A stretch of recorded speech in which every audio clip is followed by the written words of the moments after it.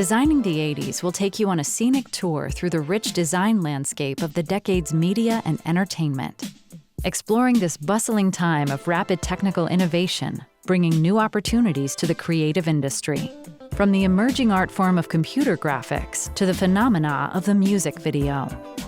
This series will showcase a selection of media productions and artists that helped to shape the decade's unique visual identity.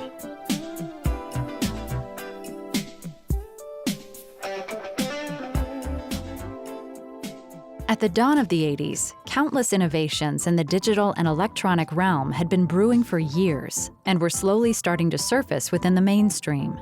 They would drastically impact the entertainment industry, not in the least the creative process. It led to new media forms yet to be fully explored.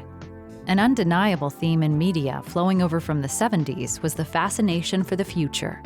But while the influence of the space age and Star Wars was still strong, the 80s would introduce new stars in all areas of entertainment. Take the yellow cookie muncher by the name of Pac-Man, for instance. His game already embodied some general trends in 80s design. The colorful characters, neon mazes, and the fun setting were a break from the combat and sports games from the 70s that dominated the arcade landscape. And that was exactly what game designer Toru Iwatani set out to do, attracting a new audience to the arcades. What he could not have foreseen was the Pac-Man fever that followed, turning his character into a superstar that stretched way beyond the general arcade audience.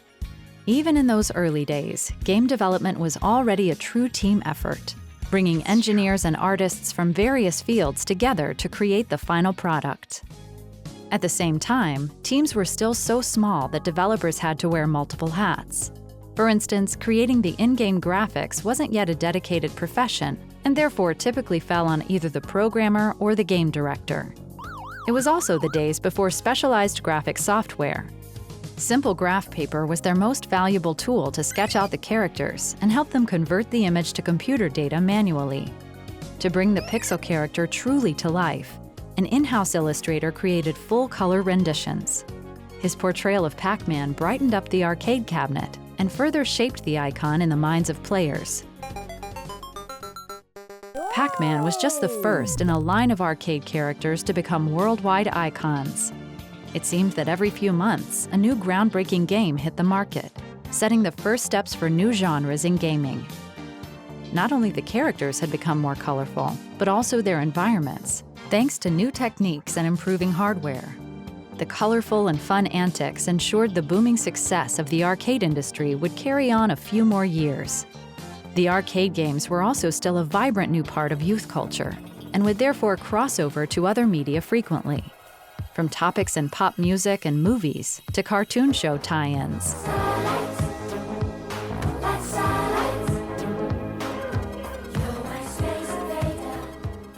Video games were at this point still the main outing of computer graphics the average consumer would get to experience. The act of drawing the pixel characters and backgrounds was becoming art in itself.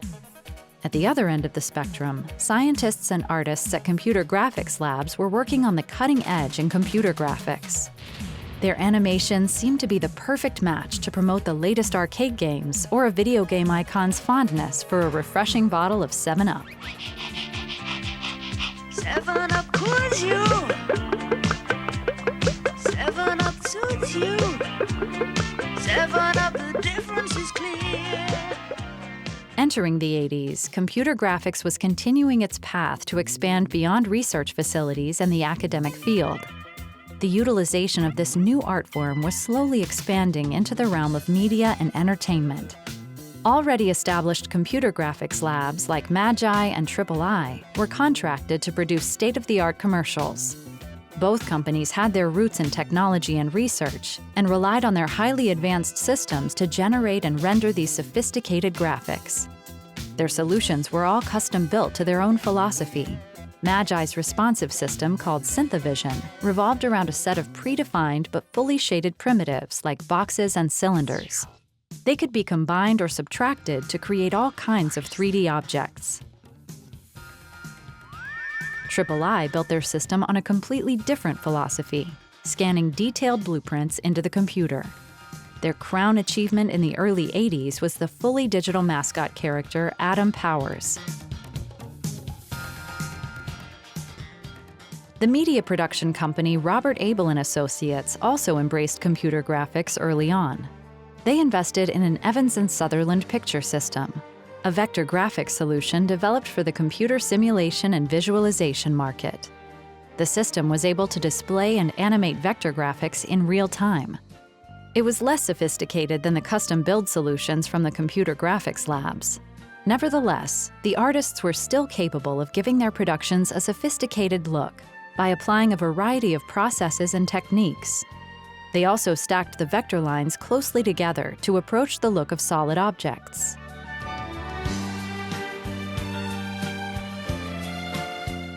Using computer graphics in TV or film production still meant that they had to move images from the digital world onto traditional storage media, like 35mm film.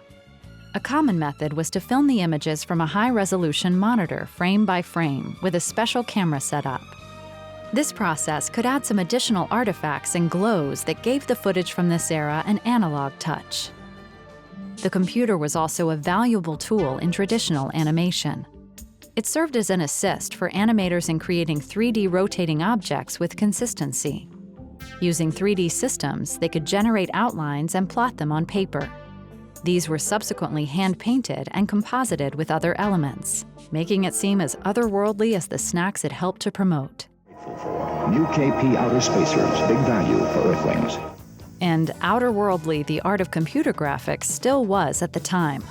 No off-the-shelf personal computer was remotely capable of producing these graphics, making it a field for a few pioneering companies. They would provide the visual industry with a new tool to be used alongside traditional techniques.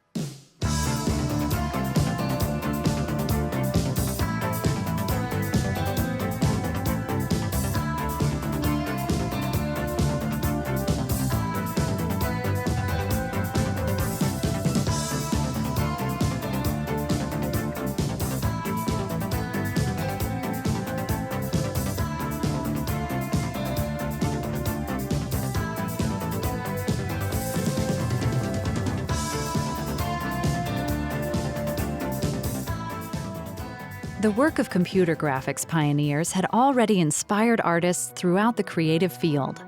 Their early vector images were quickly emerging as a symbol of the future in the late 70s. Nothing seemed to be more effective to convey concepts like high-tech and cutting-edge for advertisers than wire grids and outer space.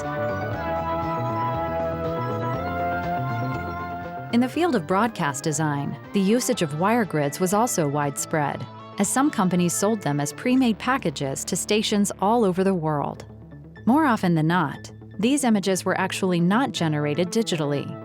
The electronic Scanimate systems, for instance, were the tool of choice for some broadcast designers. Bulky machines that relied on distorting analog video signals to move images or create interesting effects and glows in real time. Scanimate was paired with other techniques to create the final product. The more elaborate commercials of the 80s still demanded every possible trick and technique in the book, both old and new, ranging from filming products with computer-controlled cameras to traditional animation, spiced up with photographic and optical effects. It were these electronic and optical techniques that still contributed to the signature look of broadcast animation in the early 80s. You've never seen anything like this before.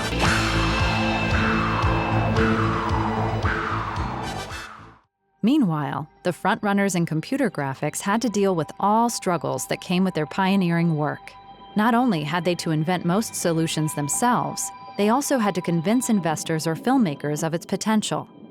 Pioneers Whitney Jr., Demos, and Durinsky had contributed to an impressive tech demo at III in the late 70s, showcasing a fully computer-generated X-Wing. Although it was never used in production, it helped them to attract other projects down the road. And as computers further expanded in popularity, so did the appeal of the virtual world as a topic for filmmakers. In the field of traditional animation, the first steps were also set to incorporate computers into the workflow. The crew working on the animated feature Rock and Rule used a computer-controlled camera to shoot their multi-plane establishing shots. Over at the Japan Computer Graphics Lab, artists were working on the animated feature Lensman, a film that would have a few dozen computer-animated shots.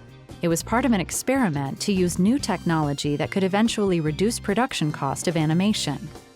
They were helped in this process by experts of NYIT, the New York Institute of Technology.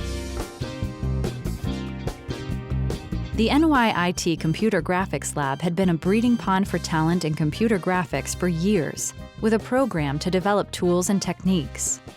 In the field of traditional animation, they had developed applications to ink characters digitally.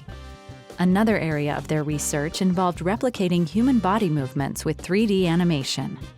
Their computer graphics lab had been an unprecedented force within the industry during the 70s. It was the home of key talent in computer graphics working on their dream to produce a full-length computer animated feature.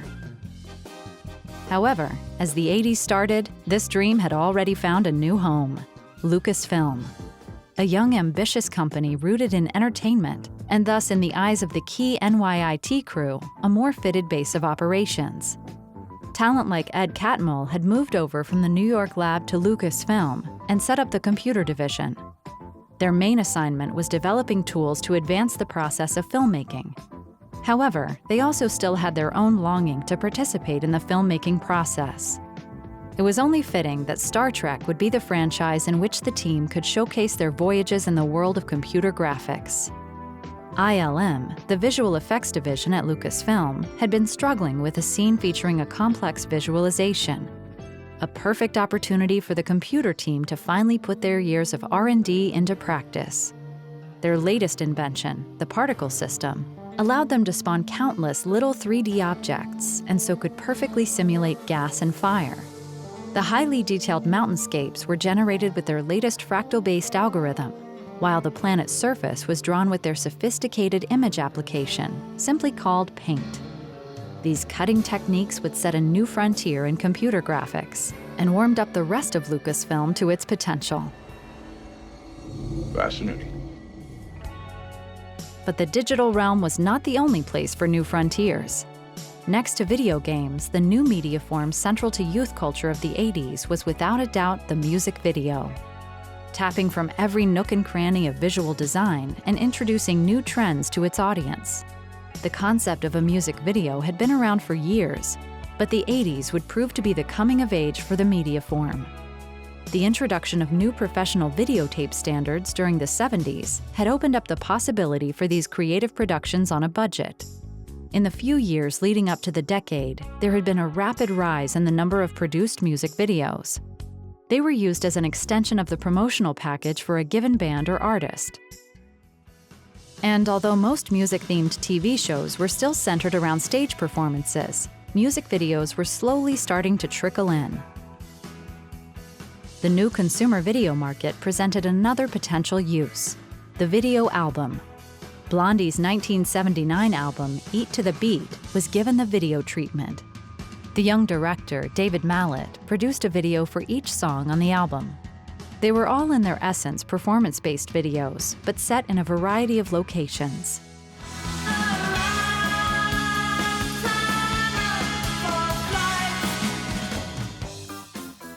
The hardest part, for instance, immersed the band in the work of up-and-coming graphic artists like Fab Five Freddy and Jean-Michel Basquiat. Some believed the concept of a video album to be the future, giving the consumer a complete package, although at a premium price. Aside from Blondie, Olivia Newton-John had also been among the few artists with a full video album at the dawn of the 80s, fully embracing the visual format. For her album Physical, director Brian Grant was attracted to turn each song into a video. The majority of tracks were tied to concept videos, thus revolving around visuals, setting, or narrative, rather than shooting a staged performance. For the title track, both Brian and Olivia combined their ideas into a fun workout theme that would offset the meaning of the lyrics. The result was a vibrant video with contrasting colors and even a radiant look through the use of a bloom filter. Physical perfectly aligned with the contemporary exercising boom and its accompanying fashion trend.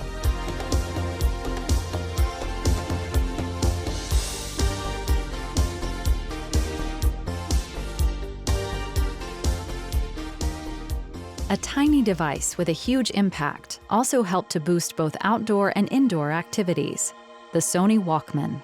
It made music personal and portable, adding a soundtrack to your own reality.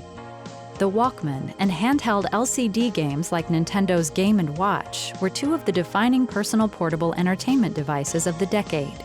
And pleasing the fashionistas, they generally had colorful casings to perfectly match the latest fashion trends.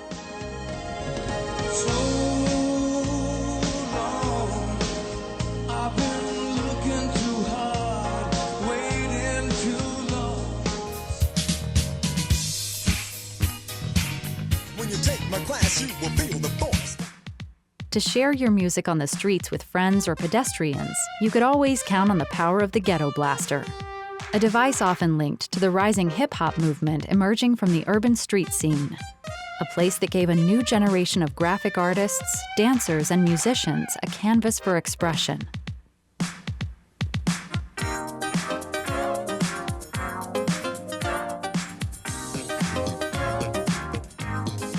Fab Five Freddy was among the graffiti artists to trade in the streets for galleries. He was a key figure in a new art scene that amassed in downtown New York at that time, consisting of young artists applying unconventional techniques and concepts, making for an alternative to the established art culture. Street art gained a wider appreciation in the early 80s, as dedicated exhibitions were starting to be held around the world. Music videos were another way through which graffiti reached a global audience. The mural by Bill Blast, for example, was a fitting backdrop for the b-boys, breakers, and electric boogaloo. Hey, you, the rock steady, show what you do, make a break, make a move. Hey. The graffiti artists and breakdancers brightened up various music videos in the US. Over in the UK, it was an eccentric youth culture that colored the videos of many new wave bands. Clubs like the Blitz in London were a gathering place for young, like-minded people from all walks of the artistic scene. Some of the biggest rising new wave acts were linked to the scene, often referred to as the New Romantics. In 1981, there was starting to amass a buzz around the music video.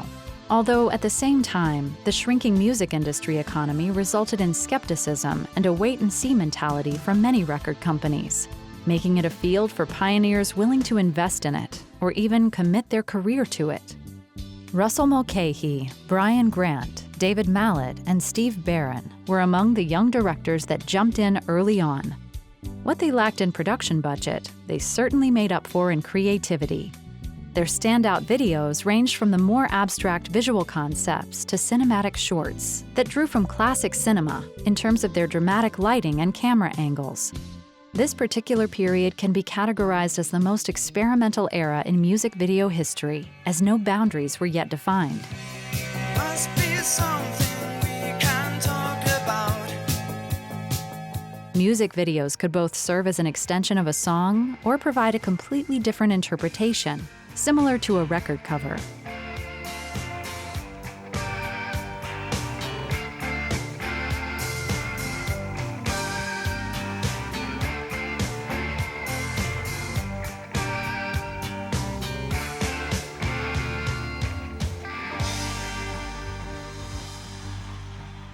In the summer of 1981, the music video scene got a major new supporter in the form of MTV, a brand new TV station dedicated to airing music videos 24/7.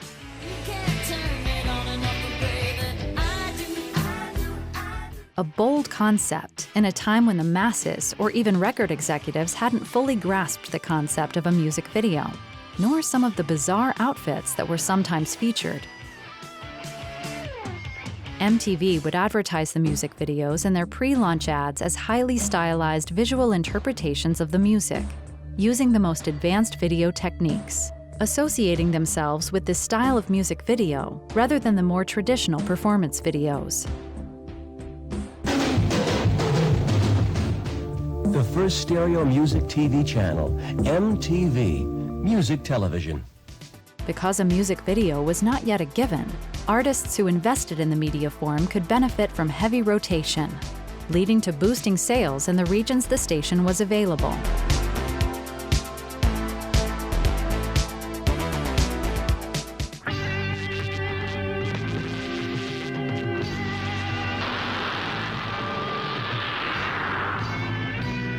MTV was also a new important platform for artists active in the animation industry. Rather than selecting strict brand colors for their logo, it was decided that it could be any color, making it a blank canvas for designers. It was generally low-profile studios that animated the first run of logo idents for the station. They would utilize different animation techniques and greatly contribute to the station's trendy image. The studios were able to quickly leverage their connection to MTV and were contracted by various high-profile clients to produce commercials.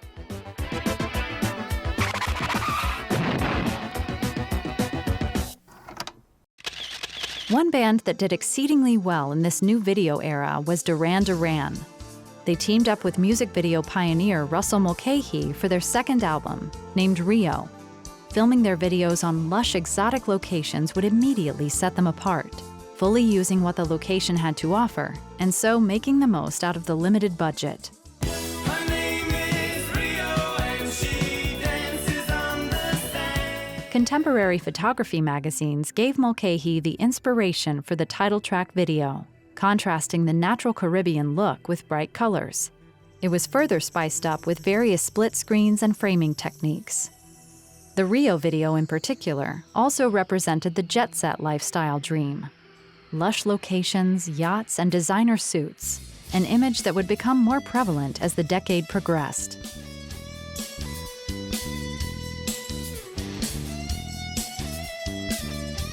Cover art of albums had been an important part of the branding for decades. Duran and their cover designer found the stylish art of Patrick Nagel the perfect fit for their new album. Nagel was already an established artist at that point, being able to financially cut down on his commercial work and focus on the big pieces for his art shows. Save it till the morning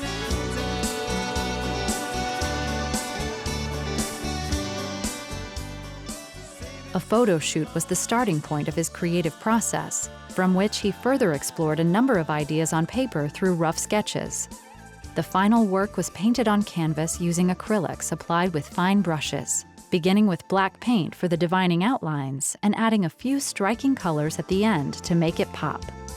Nagel's art was a perfect fit for the more sensual, exotic feel of the Rio album and accompanying music videos.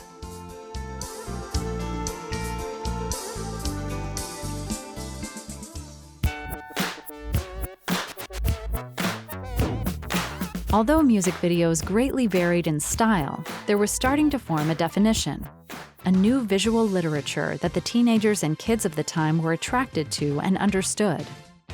Not shying away from frantic cuts, abstract imagery, or using the latest technology.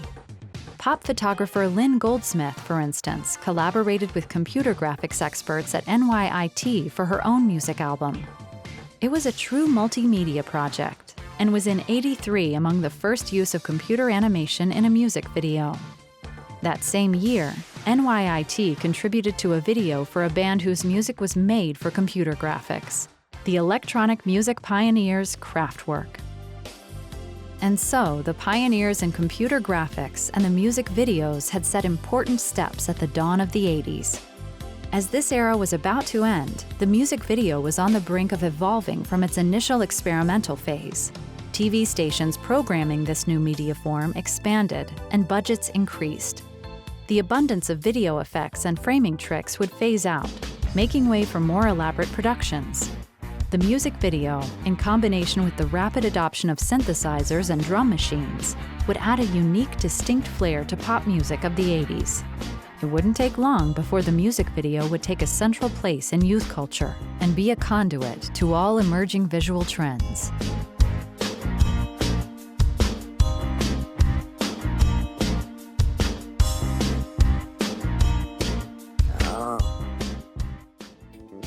You have barely scratched the surface of my love.